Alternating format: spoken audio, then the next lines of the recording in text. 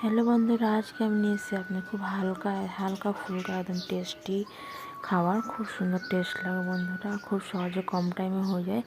আজকে আমি করব উচ্চর ভর্তা, খেতে খুব টেস্ট লাগে। অনেকজনে করলা ভর্তা বলে, কিন্তু আমাদের মধ্যে এটা করলাই ভর্তা বলি। প্রথমে করলাগুলো ভালো করে ধুয়ে নিয়েছি আর দুই দিকে ভালো করে কেটে নিয়েছি। একদিকে আমি কুকারে বসিয়ে দেবো সিটি দেওয়ার জন্য, আর একদিকে আমি মশলাটা রেডি করে নেব। মশলা রেডি করার জন্য প্রথমে আমি কড়াই বসিয়ে কড়াইয়ের মধ্যে দেবো সরষের তেল।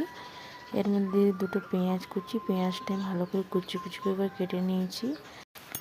বন্ধু, আমি পেঁয়াজটা হালকা করে লাল করে ভেজে নেব, বেশি ভাজবো না। এখন ভাজা হয়ে গেছে। এর মধ্যে 1 চামচের মতন আদা রসুন বাটা দিয়ে দেবো। আদা রসুন বাটা দিয়ে হালকা করে ভেজে নেব। তারপর এর মধ্যে বাকি মশলাগুলো দেবো।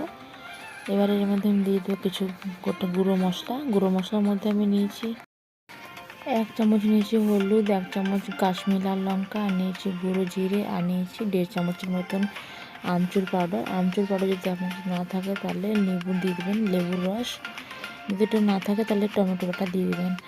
যে কোনো কিছু টকটকে থাকলে ভালো লাগে খেতে, একটু তেতো থাকে না, কলা মেয়ে তেতো তেতো ভাবটা লাগে।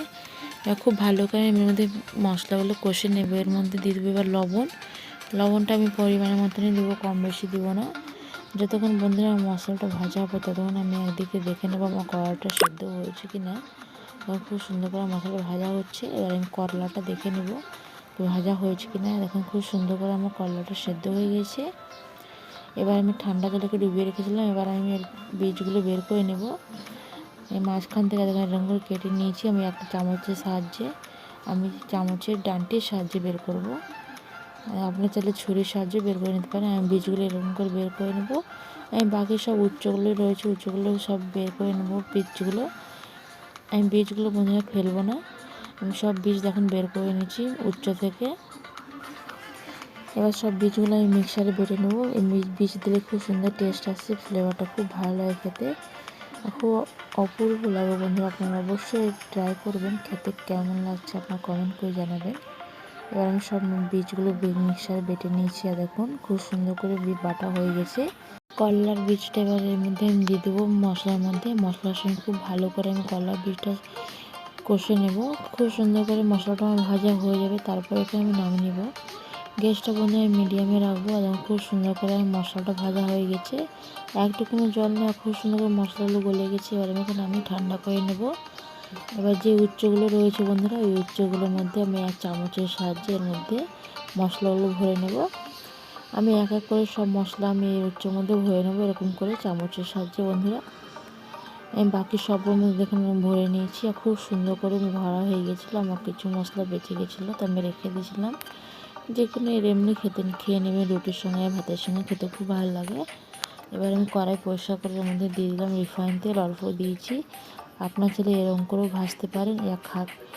ধূপকাঠি কাঠি থাকলে, আবার দেশলার কাঠি থাকলে ওনার সাহায্যে ভেজে নিতে পারেন এরকম করে, কি এর মধ্যে যেন ফেটে না বেরো। আমি 4টে আপনাদের জন্য এরকম করে দেখালাম, কি আর যদি আপনাদের যদি না বুঝতে পারেন তাহলে এরকম করে ভেজে নেবেন, খুব সুন্দর করে ভাজা হয়ে যাবে।